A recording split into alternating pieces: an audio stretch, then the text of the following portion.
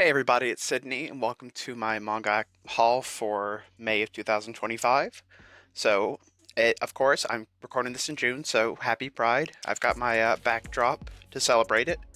So I'm going to go ahead and get started, starting with Kodansha, that are regular size releases. We've got Go-Go Loser Ranger, Volume 13. We've got Thunder 3, Volumes 3 and 4. I missed Thunder 3. Actually, we did order Thunder 3 when we were supposed to, but it just never showed up until Thunder 3-4 showed up.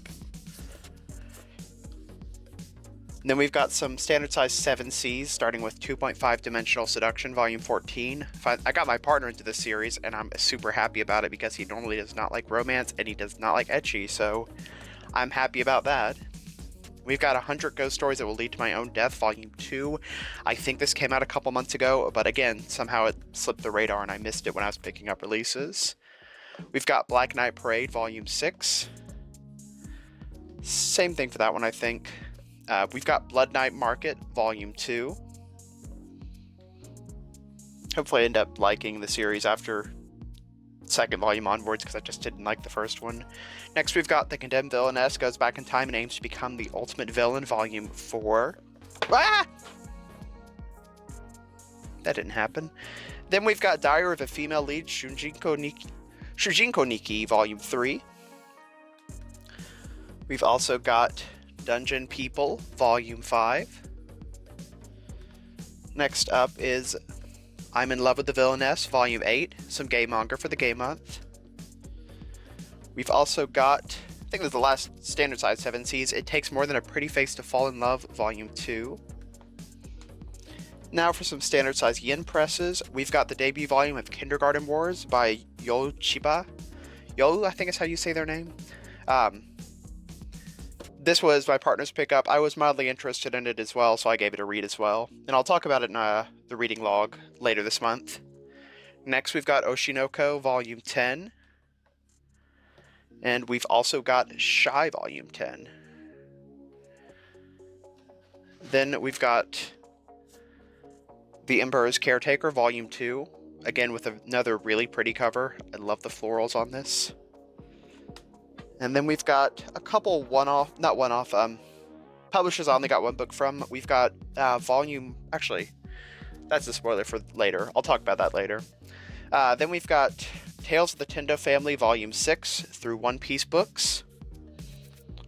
We've got Wet Sand, Volume 1 by Doyak. And this is through Inklore Books. I will forewarn, this is probably just a me thing. The texture of the book is not great. It kind of feels sandpapery, and I tend to have a very specific texture that doesn't feel good on my hands. So in case you also have that, like, I don't know what the right word for it is. I think it's some sort of autistic trait, but not being able to touch certain textures without being repulsed. Just keep that in mind. Maybe wear gloves or something when you read this. Then we've got a very highly anticipated release through Denpa Books, They Were 11 by Moto Hagio, a classic shoujo artist. This is a massive release with like really, really pretty color, insert posters, colors, and I honestly am very happy because it is this size and it's only $20, which is fantastic nowadays. So please pick this up if you can. I know it's going to be limited stock. Hopefully they'll be able to reprint at some point if they do sell out. I just hope it does well because it's a lot of people have had their eyes on it and have been looking forward to it. Now I'm going to jump into my Viz Gauntlet, starting with Pink Heart Jam Beat Volume 1 by Shike. This is the sequel to Pink Heart Jam. This is through Sublime. Then we've got My Hero Academia Volume 41, and this is the semi-final volume of this series. Next up, we've got Kaiju number 18, Volume 13. We've got Jujutsu Kaisen, Volume 26. We've also got Dark Gathering, Volume 13. Next is another Volume 13, which is Dandadan, Volume 13. Oof. Next, we've got Boruto 2 Blue Vortex, Volume 2. That one's really long between releases. Next up is Blue Box, Volume 15. Last Shonen Jump, is Akane Banashi Volume 11. I'm really hoping they license Witch Watch soon. Completely off topic, but with Shonen Jump and all, and some licensing announcements coming up, and the anime being really good, really want Witch Watch to get an adaptation over here. Anyways, next up we have a couple Shonen Sundays with Freeran Beyond Journey's End, Volume 13, and Mao, Volume 20. Now for a few shoujo beats, we have the final volume of Like a Butterfly, Volume 12, and this is like, the story concluded in Volume 11, and this is just side stories, so just keep that in mind. Next, we've got the final volume of Rainbow Days, Volume 16. Crazy that we have two final volumes, and they're both shoujo beat, and this one's coming up on a final volume soon. This is Sakura Saku, and it's Volume 7. Now for Oversized 7 Cs, we've got 10 Things I Want to Do Before I Turn 40 by Mamita, an artist that I'm starting to really enjoy reading their works. They do a lot of, I say older, like 30s, 40s, 50s, that sort of a demographic for BL stories, which is really interesting.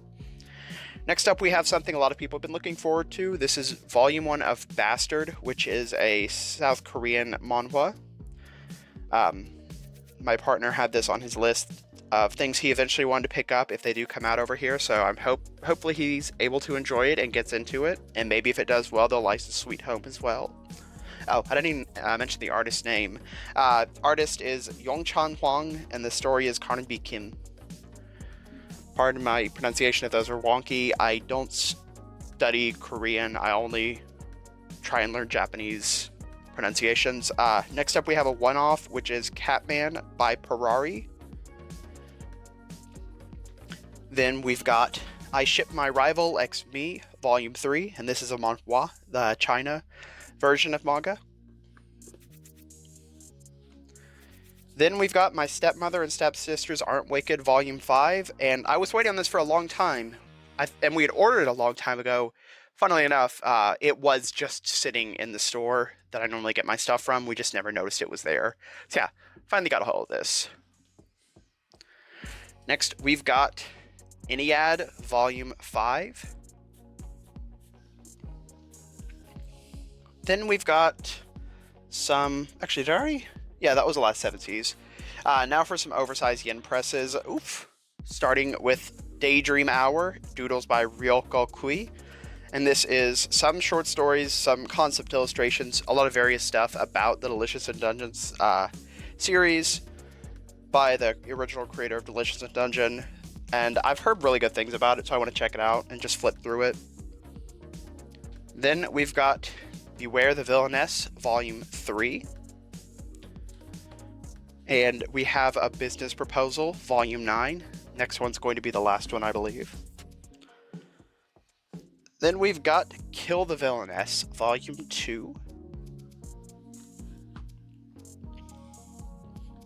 Partners pick up here The Perks of Being an S-Class Heroine, Volume 4. I still haven't read the second volume yet, so I might want to get on that, but I've got a lot of other things I'm trying to read first.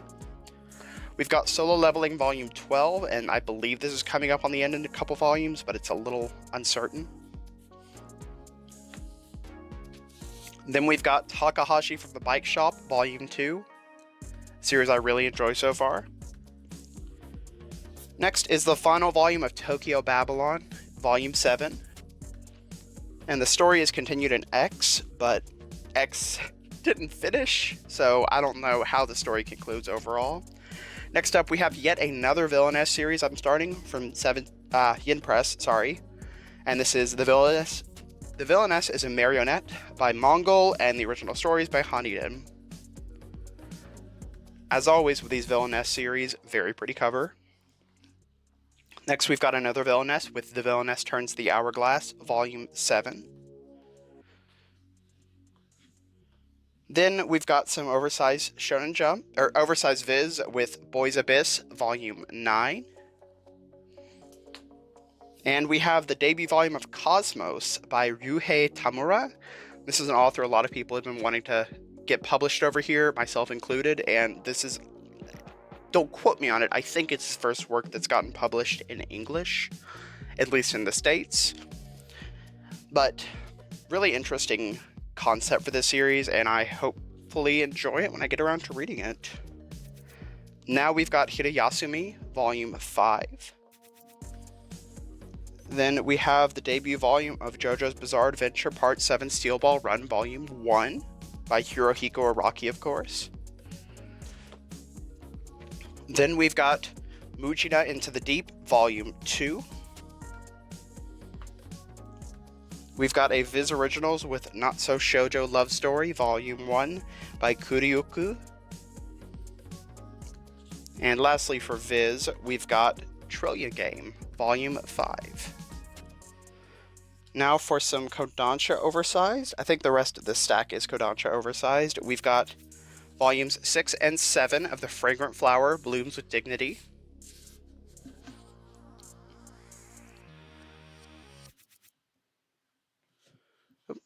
I'm not sure what that is. Oh, I see. I wonder if that's been there the whole time. Anyways, next up we've got Life Lessons with Rumichi Onisan, Volume 5. Then we have Medalist, Volume 8. Next is Nina the Starry Bride, Volume 9. We also have A Sign of Affection, Volume 11. We've got another volume of That Time I Got Reincarnated as a Slime, Volume 26. We've got Wistoria Wanted Sword, Volume 9.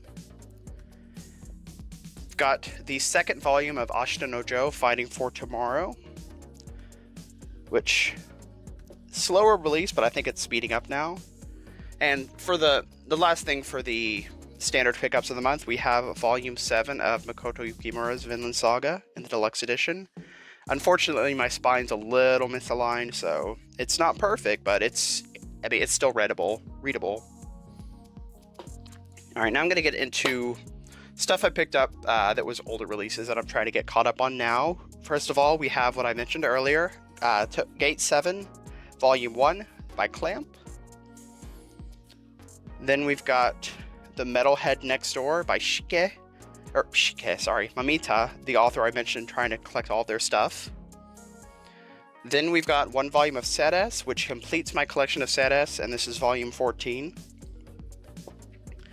We've got 3 volumes of Demon Prince of Momochi House, Volumes 14, 12, and 4, and I believe I completed that series as well. Next, we've got Dengeki Daisy, Volumes 13 and 8. Then we have Takane and Hana, Volumes 15, 10, and 6.